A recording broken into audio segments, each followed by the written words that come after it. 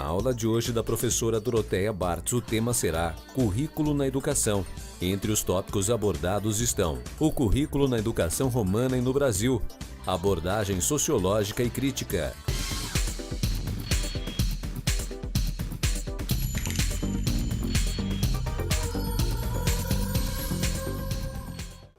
Sejam todos muito bem-vindos à disciplina de Educação e Currículo.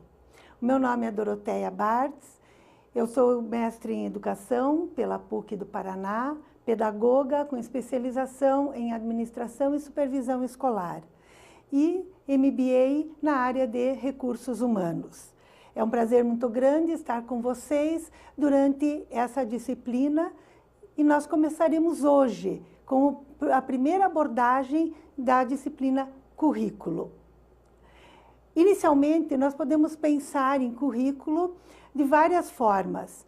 Inclusive, a palavra currículo gera muitas vezes dúvida para os professores. Esse vocábulo tem várias interpretações, segundo as suas características, segundo os seus princípios, mas currículo dentro da área de educação, dentro da área pedagógica, está relacionado principalmente a conteúdos, disciplinas, métodos.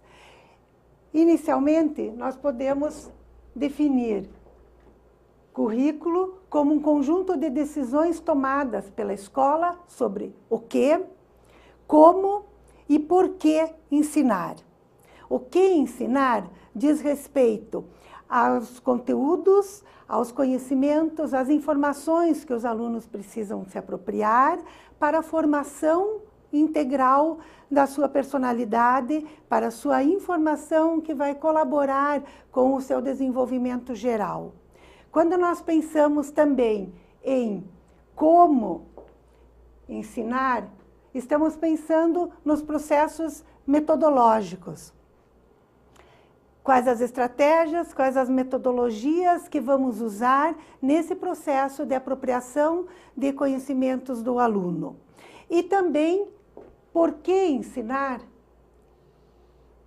Porque nós queremos desenvolver no aluno um processo de autonomia, uma formação de cidadania, um ser autônomo, reflexivo e que não reproduza a sociedade em que ele vive, mas que possa transformá-la com o seu senso crítico. Toda experiência educativa é uma experiência de alunos, de professores e de tudo que acontece na escola e fora dela. Na escola, nós temos experiências de todos os tipos.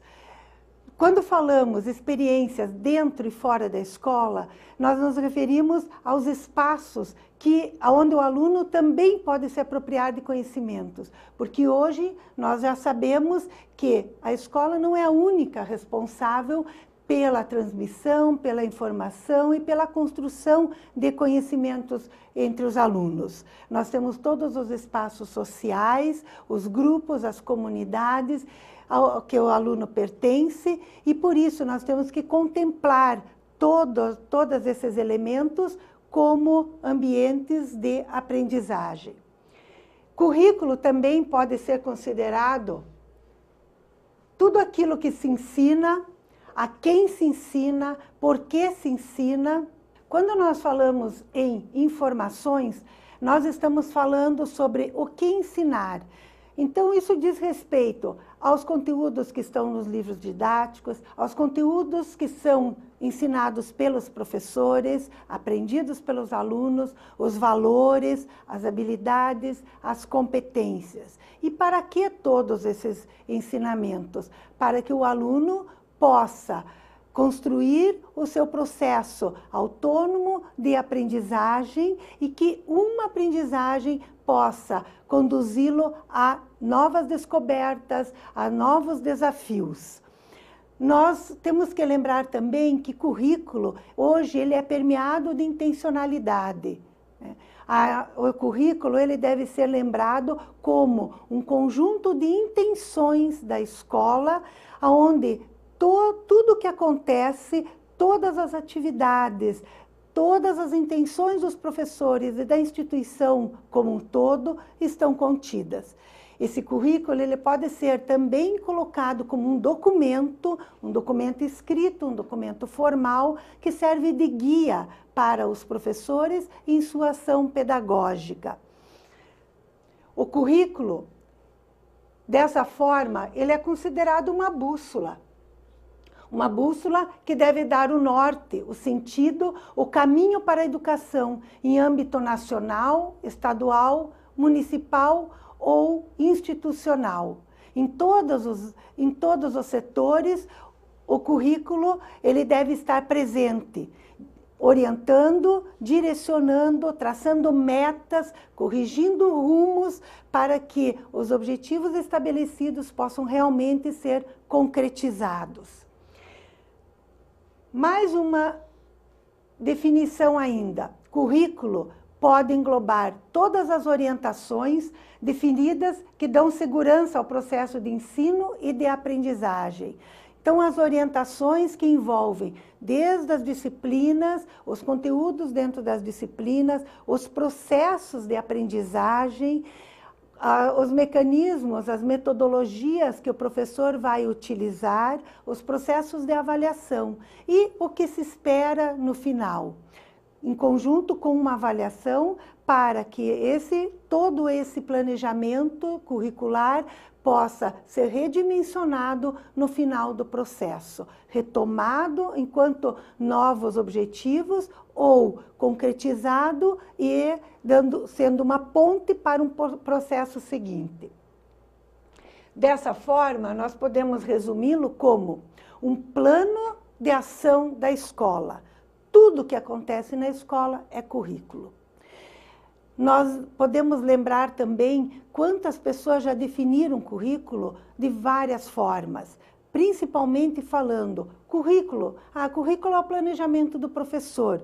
Currículo é aquele caderno grosso que fica na secretaria, que contém todas as disciplinas e os conteúdos a serem ensinados.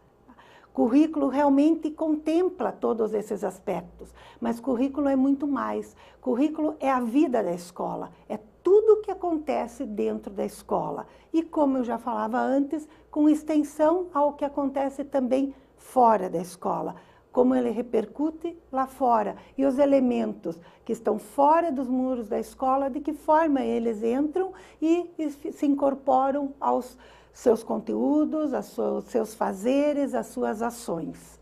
Currículo é a manifestação estruturada do conjunto de intenções formalizadas destinadas à orientação da ação educativa.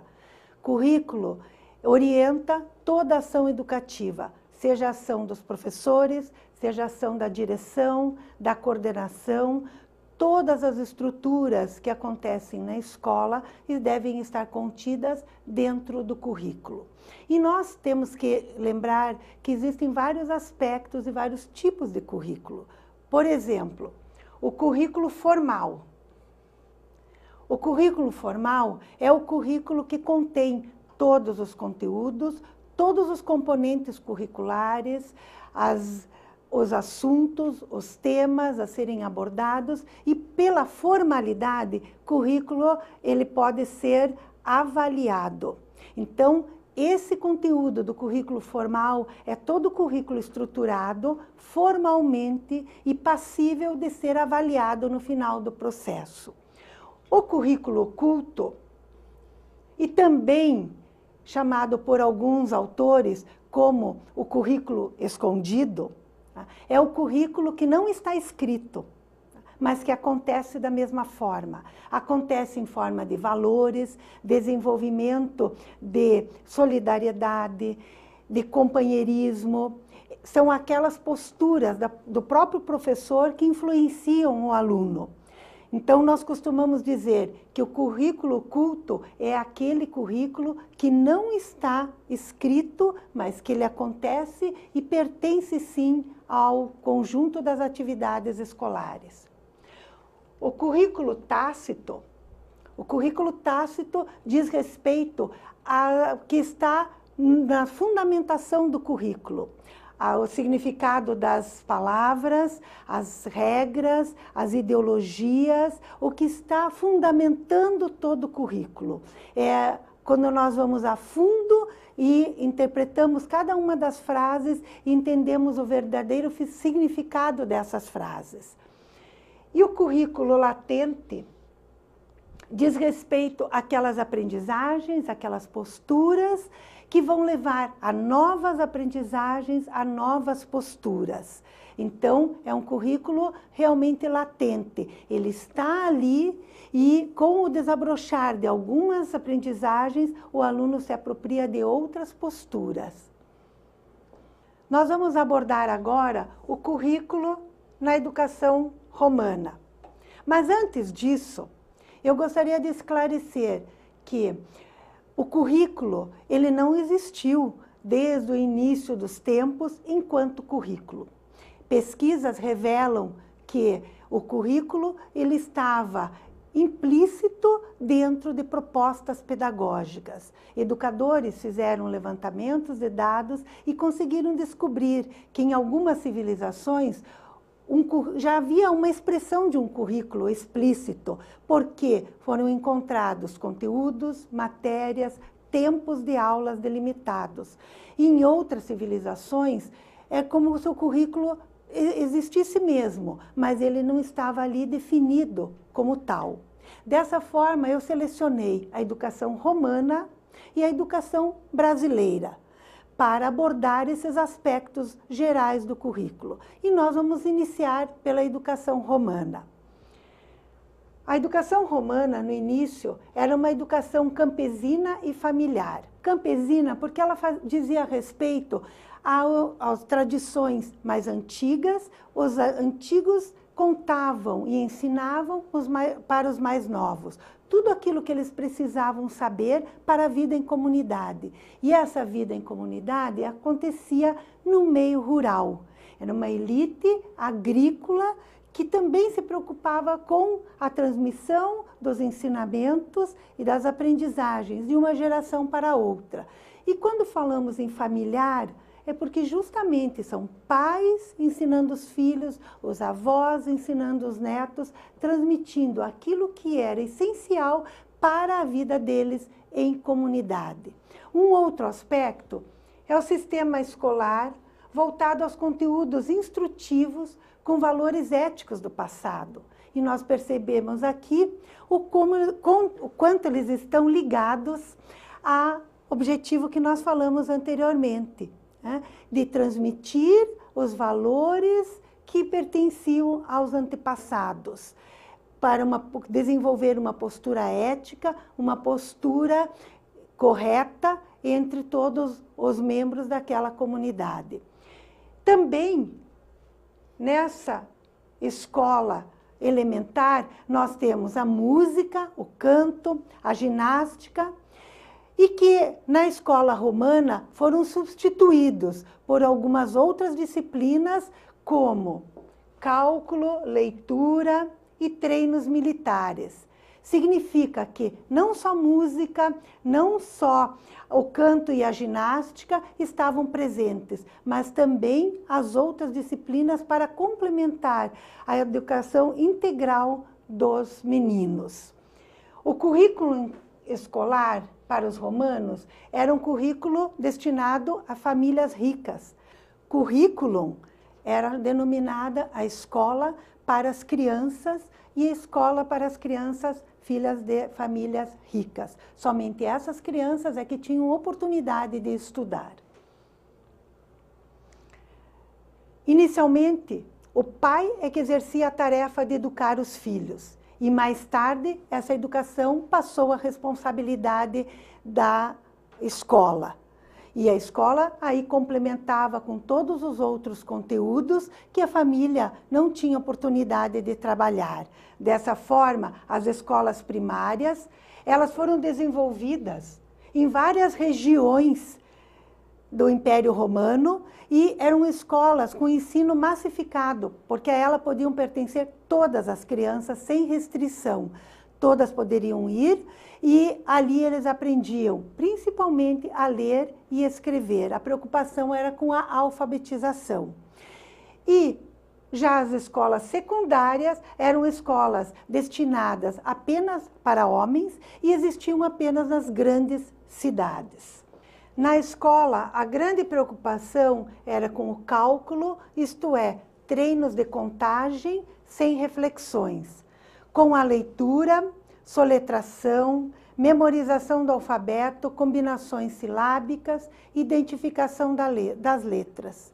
E também com a escrita, que envolvia o desenho das letras, caligrafia e técnica do uso do material para escrever. No cálculo, os alunos contavam os dedos, usavam o ábaco ou pequenas pedrinhas para treinar as suas operações. E não exigia de forma nenhuma reflexão, era apenas treino. E já na escrita, os alunos tinham que associar as letras com os seus nomes, com os nomes das outras pessoas e treinar também a caligrafia, o uso da pena, o uso do cálamo, que eram pequenos pauzinhos usados para a escrita, o uso da tinta. E a recomendação principal é que os professores deveriam conhecer os alunos e algo que é muito comum hoje, reconhecer as características e as potencialidades dos alunos para desenvolvê-los de uma forma integral, de uma forma completa. No estudo secundário, que já envolvia o estudo da gramática, da literatura, da geometria, da astronomia e da música, os alunos eram levados a refletir e já eram desenvolvidos segundo as suas capacidades e suas potencialidades. E a educação superior concentrava oratória, matemática e filosofia. E para aqueles alunos que tinham algumas aptidões diferenciadas, poderia ser acrescentada também a medicina, a arquitetura e o direito. Principalmente, o que a educação romana buscava? Que o homem fosse treinado para o falar, que ele fosse um homem que soubesse falar muito bem em público, com uma oratória perfeita, mas que ele tivesse um complemento, que ele fosse um homem bom, um homem íntegro. Para isso, na Paideia, que é a escola que se preocupa com a formação de meninos, a grande ênfase estava na valorização do ser humano enquanto pessoa. A arte de pensar e de falar, como nós falávamos antes, envolve regras, entonação, dicção, estilo, criação, organização e memória. A educação toda deveria caminhar para uma sabedoria autêntica, com seriedade, com nobreza de caráter, com conhecimentos e sensibilidade de estética, princípios e padrões de conduta. Novamente, voltando ao que nós vimos no slide anterior, deveria ser um homem com conhecimentos, mas um homem bom, um homem íntegro. Homem educado, laborioso, conhecedor das leis e das técnicas, prudente, seguro, justo e virtuoso. Como conclusão da educação romana, nós podemos perceber que o currículo ele está contido em todas as ações, e mesmo que eles não tivessem um documento escrito, como nós falamos no início do nosso módulo, onde todas as ações da instituição escola estivessem contidos, nós podemos perceber que seja na escola primária, na escola secundária, na escola superior, havia uma grande preocupação com os objetivos da educação, com essa formação de um homem completo, um homem que fosse íntegro, que fosse justo e que soubesse seguir as regras daquele contexto. E dessa forma nós percebemos esse currículo não escrito, mas perpassando todas as atividades da educação. Encerramos agora esse primeiro módulo e vocês em seguida podem ficar com o quiz.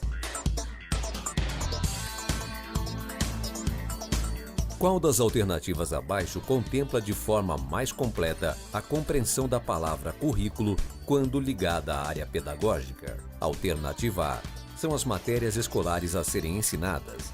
Alternativa B: é a grade curricular da escola. Alternativa C: é o conjunto de intenções da ação educativa. Alternativa D: são os planejamentos dos professores.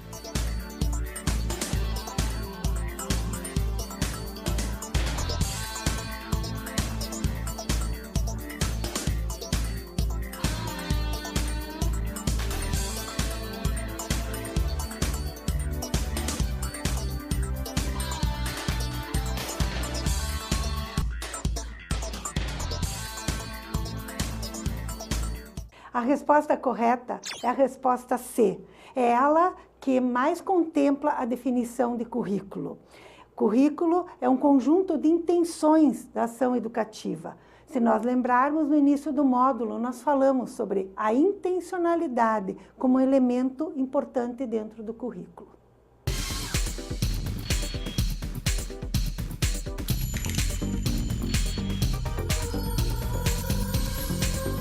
A dica de leitura de hoje é o livro Sociedade, Educação e Currículo. Este livro resgata e sistematiza a história do currículo oficial no Brasil e uma contribuição à história da educação brasileira que propõe o estudo do currículo oficial no país, à luz das determinações socioeconômico-políticas da sociedade em cada época estudada. A leitura desta obra é recomendada a professores do ensino fundamental e médio, a professores universitários dos cursos de educação e a estudiosos das áreas de História da Educação e Estrutura e Funcionamento do Ensino.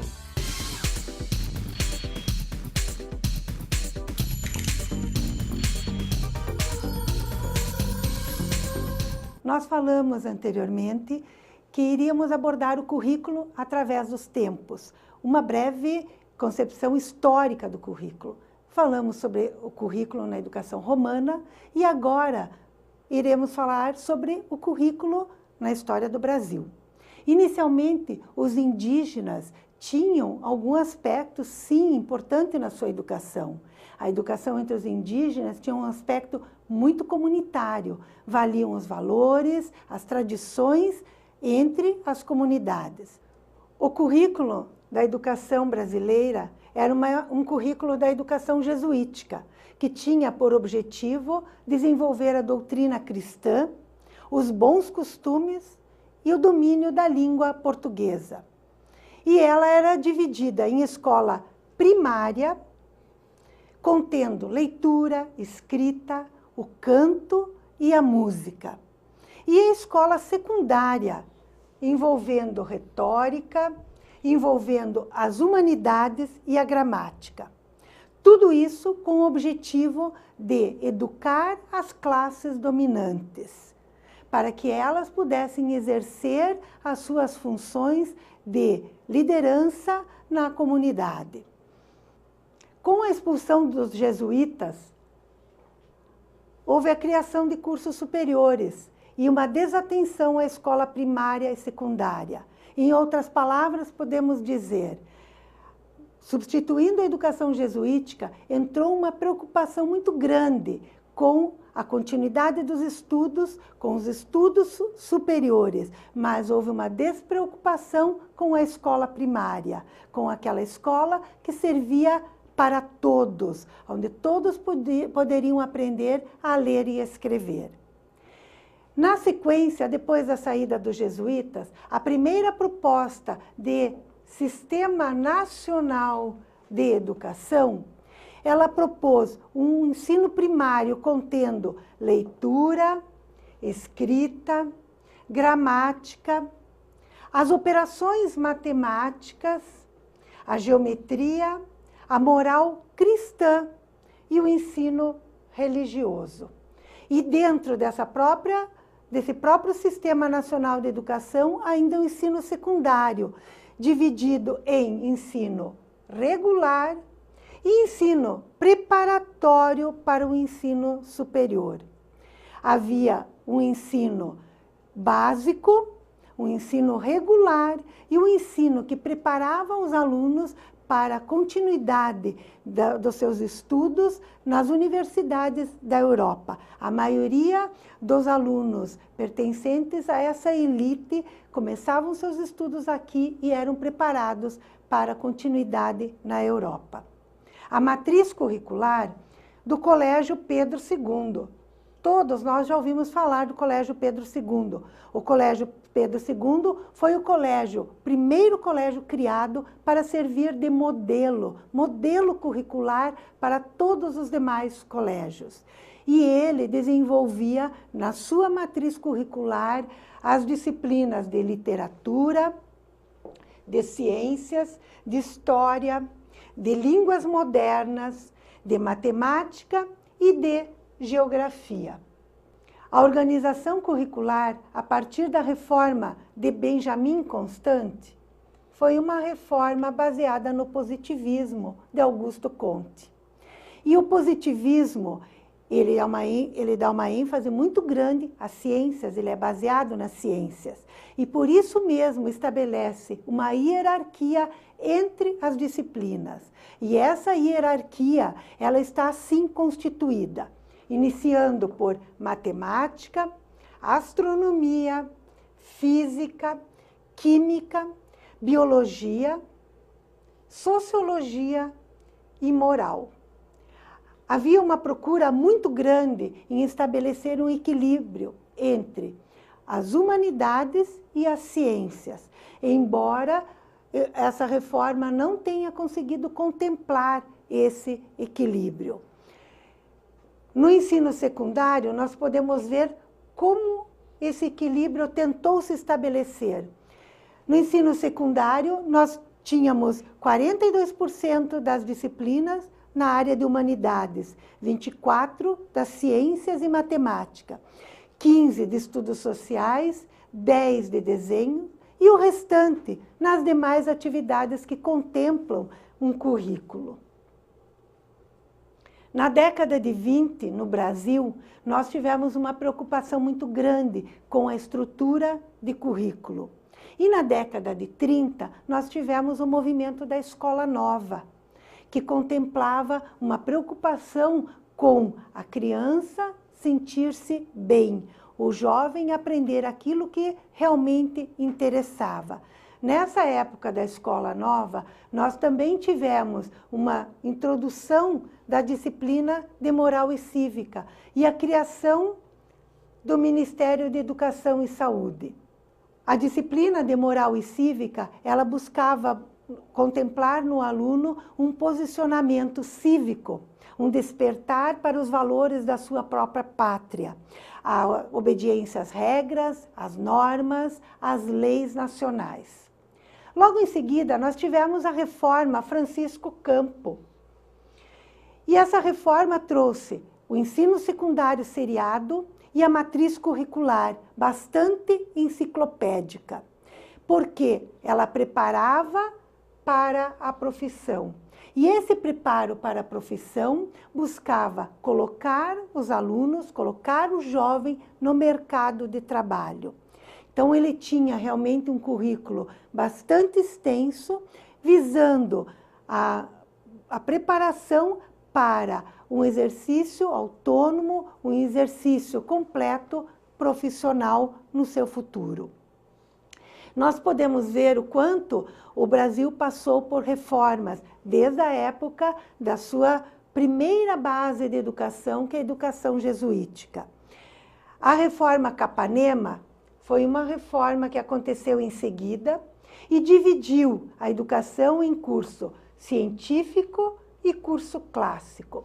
O curso científico, como o próprio nome já diz, baseado nas ciências, e o curso clássico com uma ênfase muito grande nas letras e humanidades.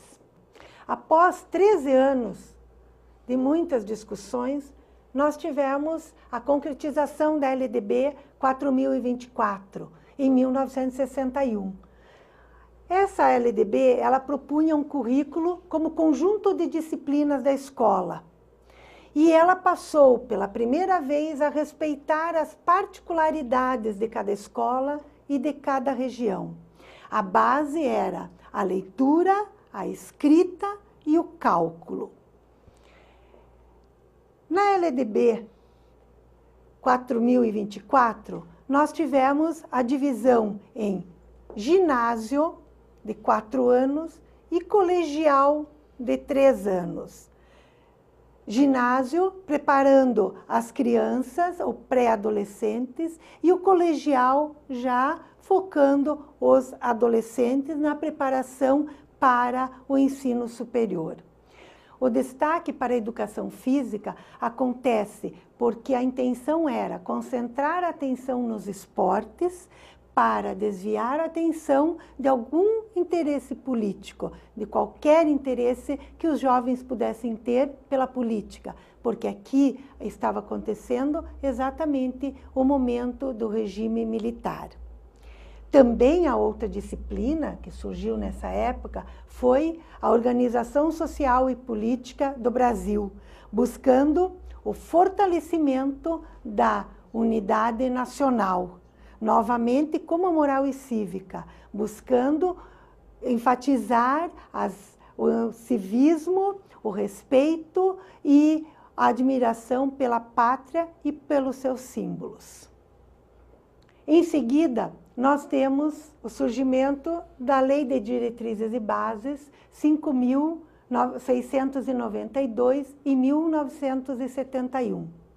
A LDB 5692, ela teve uma preocupação muito grande com a educação popular e estabeleceu um primeiro grau de 8 anos e o segundo grau de 3 ou 4 anos.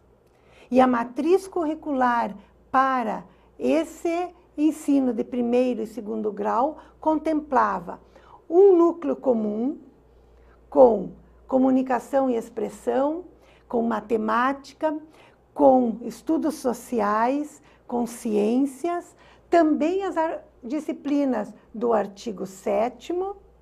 As disciplinas do artigo 7º contemplam educação artística, educação física, programas de saúde, educação moral e cívica e arte, ensino religioso.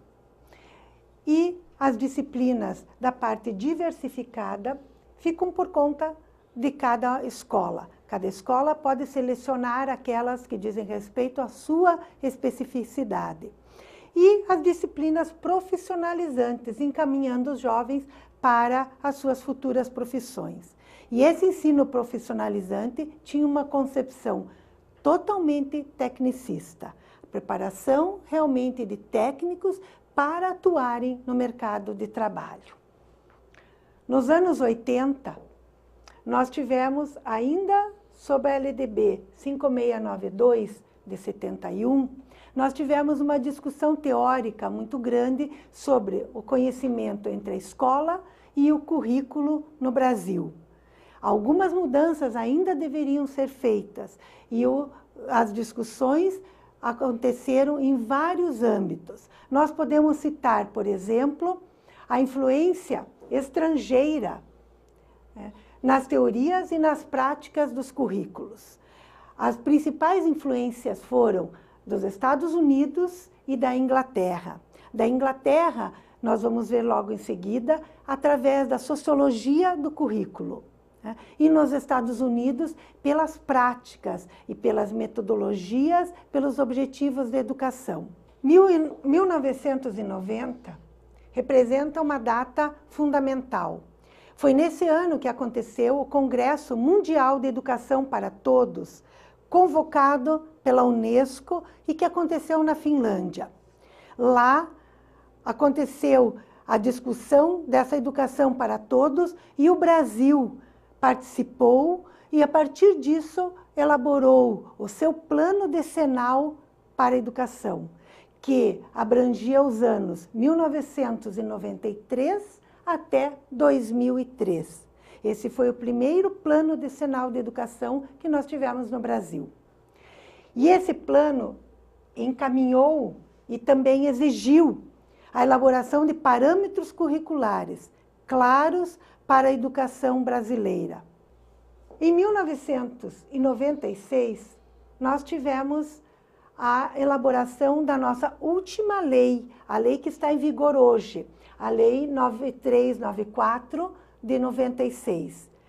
E ela propõe, acima de tudo, a formação básica para a cidadania. E tem como currículo obrigatório a língua portuguesa, matemática, estudos do meio físico e natural, entrando aqui as ciências, a química, a física e a biologia, estudos da realidade social e política, história, geografia, sociologia, filosofia e ainda contemplando arte, educação física e língua estrangeira. Todos eles como meios para que o aluno pudesse se realizar e, se apropriando de conhecimentos, contemplar uma preparação para o trabalho, para exercer a sua cidadania com competência. O currículo da LDB 9394 tem como principal objetivo oferecer meios para progredir no trabalho e em estudos posteriores. Isto é, oferecer todas as oportunidades, todas as vivências, toda a bagagem curricular para que o aluno esteja preparado para o seguimento dos seus estudos e para o exercício da sua vida profissional, com competência, com habilidades e com muita responsabilidade. Chegamos assim ao final desse módulo e agora vocês ficam com o quiz.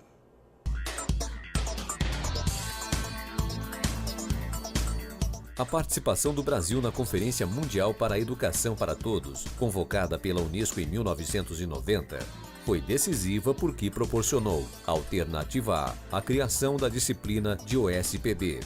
Alternativa B, a elaboração do Plano Decenal de Educação. Alternativa C, a criação do primeiro grau com 8 anos. Alternativa D, a formação técnica profissional.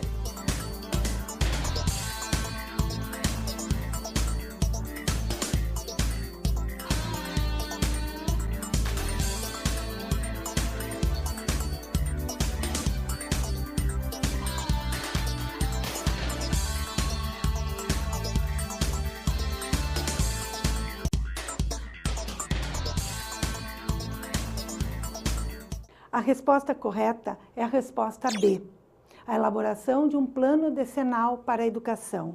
Nós vimos que a participação do Brasil foi fundamental para que ele, a partir das discussões lá no Congresso Mundial, elaborasse o seu plano decenal de educação, entrando em vigor em 1993, com validade até 2003.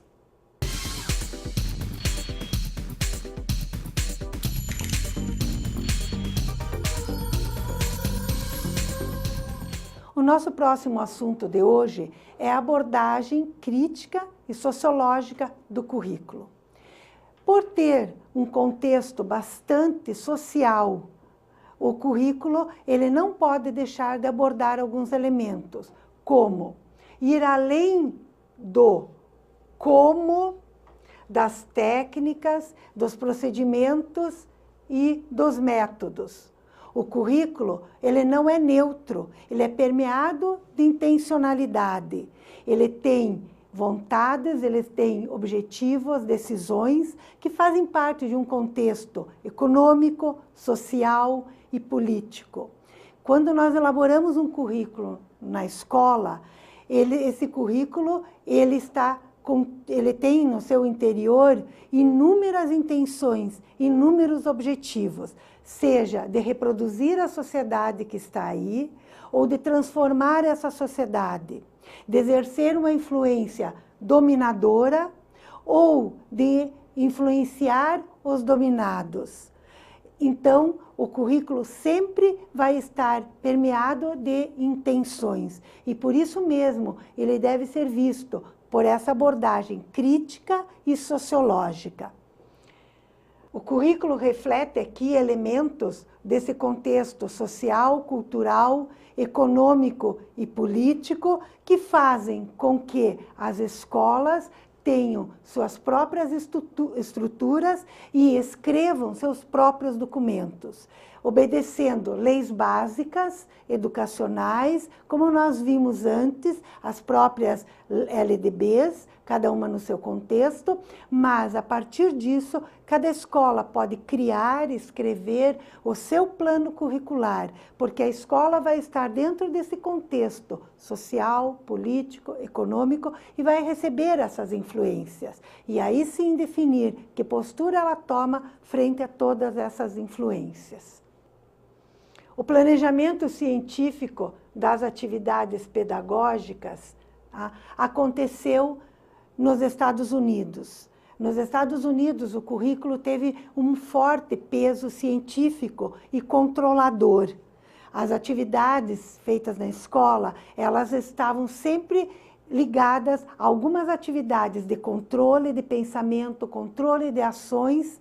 Por isso mesmo, nós podemos dizer que exercia a função de evitar desvios de modelos determinados.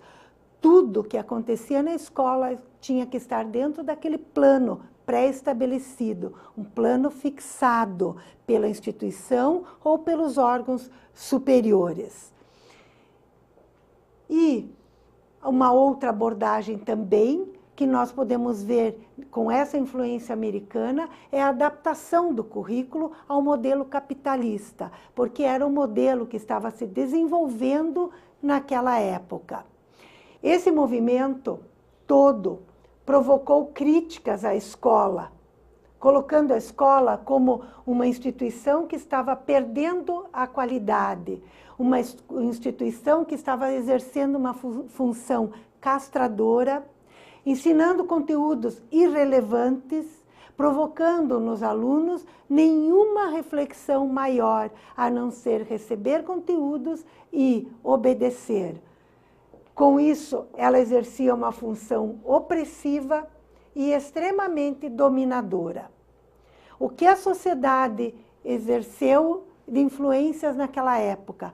Quais foram as ações da sociedade? A sociedade não estava se conformando com isso e procurou resolver essas questões com protestos e revoltas, com questionamentos sobre todos os valores tradicionais, valores esses que estavam sendo deixados de lado, e com reformas e programas nas diversas disciplinas, promovendo, então, novos treinamentos, mudanças nos treinamentos dos professores, nas capacitações, e deixando de lado aquela visão opressora, dominadora, para ampliar os horizontes em busca de uma nova versão de currículo.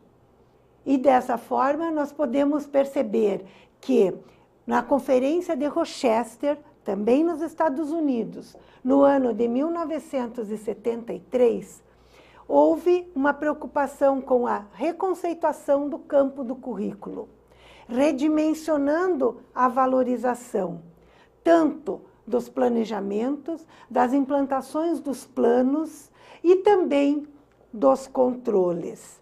Havia uma necessidade muito grande de deixar de lado os controles em busca de um novo tipo de currículo.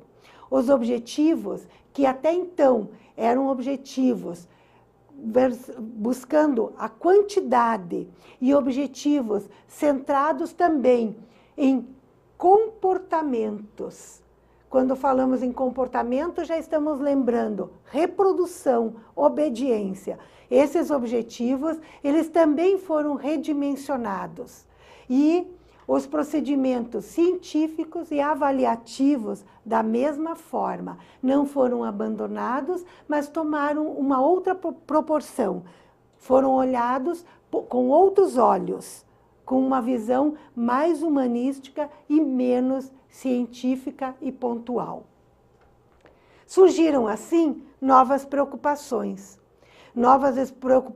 de estrutura e de controle social, do poder e da ideologia, 3 palavras fundamentais quando nós falamos em teoria social e crítica do currículo: poder, ideologia e sociedade. A sociologia da educação, ela leva em conta a sociologia do conhecimento escolar. O currículo e a sociologia não podem estar desvinculados, porque a própria escola faz parte desse contexto social. Não existe currículo sem estar vinculado à sociologia. Por isso, a própria sociologia da educação passou a se preocupar com a sociologia do currículo. Todo esse movimento da sociologia do currículo aconteceu na Inglaterra, ao mesmo tempo em que acontecia o movimento que nós relatamos antes nos Estados Unidos. O currículo, ele não pode estar alheio ao seu contexto histórico e social. É quase que uma repetição do que nós falamos há pouco, reforçando, é algo que tem que ficar muito claro para todos nós. O contexto social influencia o currículo escolar. Para saber mais sobre esse assunto, para se aprofundar um pouco mais, a apostila traz textos complementares que podem esclarecer ou até abrir os horizontes de cada um que puder se aprofundar nesses temas. Diferentes culturas, diferentes linguagens, discursos, formas de dominar, de ser dominado, de incluir, de excluir, de mudar ou de reproduzir, tá? Fazem parte da cultura do currículo. É esse movimento social que vai determinar se essas ações que nós acabamos de citar vão ser de uma forma ou de outra.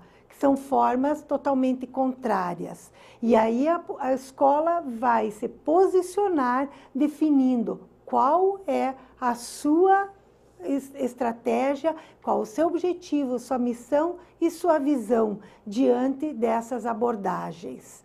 Quando nós falamos de currículo e abordagem sociológica, nós temos que lembrar daquelas 3 palavras muito importantes: poder, que está relacionado aos interesses da sociedade dominadora, do social, que está relacionado à comunidade, aos vínculos, aos grupos sociais a que todos pertencem, e a identidade, seja a identidade individual ou identidade dos grupos, naqueles contextos a que eles pertencem. 3 eixos pertencem à sociologia do currículo. Um eixo, ideologia, a cultura e o poder. Novamente surge aqui o poder e surge a ideologia. Por ideologia, entende-se a educação da classe dominante sobre os dominados. A classe dominante vai impor os seus interesses, as suas vontades, aquilo que ela quer ou não que a classe dominada saiba. Por cultura, nós entendemos o espaço ativo de produção de cultura, todo espaço de convívio do ser humano, aonde acontecem as relações, as transmissões, as criações, elaborações de vínculos e de estruturas que formam esses elos entre as várias realidades. Poder são as representações de interesses, as reproduções das relações, e está muito vinculado, o poder está muito vinculado à ideologia, o conceito que nós vimos anteriormente. Concluindo, o currículo representa mais do que um programa de estudos. O currículo, se nós pegarmos agora, desde a primeira concepção, no início da nossa aula de hoje, o currículo realmente representa muito mais. O currículo é toda a vida da escola, é toda a vida dos alunos, dos professores, tudo o que acontece na escola, influenciado por esse contexto que nós já falamos, político, social, econômico. Por isso mesmo, ele representa a introdução de uma forma de vida. Nós podemos verificar aqui a importância de selecionar, de elaborar um currículo na escola, porque nós vamos deixar as marcas nesses alunos que passam por ela. Por isso mesmo, podemos repetir essa frase. É uma forma de vida. Sendo uma forma de vida, todos os elementos contidos nesse currículo têm que ser muito criteriosos. Preparar os estudantes para posições de dominantes ou dominados na sociedade em que vivem é uma missão. De todas essas abordagens que nós vimos hoje, eu gostaria que algo ficasse para ser refletido por todos vocês, que é justamente essa abordagem de currículo, como ele influencia na vida das pessoas. E, para isso, repetiremos a última frase, que envolve a questão da dominação e do ser dominado, do ser igual a todos ou do ser diferente e propor uma melhoria de qualidade de vida, uma vida mais justa, uma vida mais humana, uma vida com compreensão e com inclusão. Preparar os jovens para uma relação de dominação ou de ser dominado no mundo de hoje é a nossa função enquanto educadores, porque muito mais do que professores, nós somos educadores. Encaminho vocês todos agora para o próximo quiz.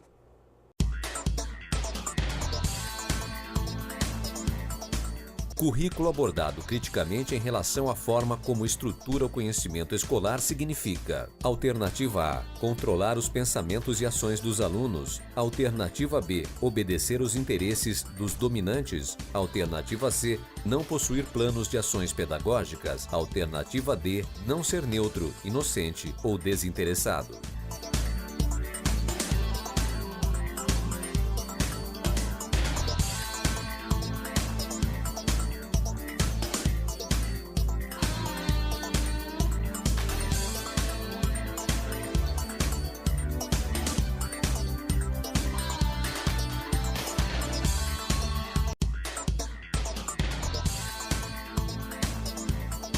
A resposta correta é a resposta D. Todo currículo, ele não pode ser neutro, ele não pode ser desinteressado e ele também não é inocente. Ele tem sempre uma intenção. Justamente nós podemos fazer a ligação com o tema que vimos há pouco. Toda relação vai ser de dominação ou de ser dominado, de repetição ou de transformação. Isso responde essa questão.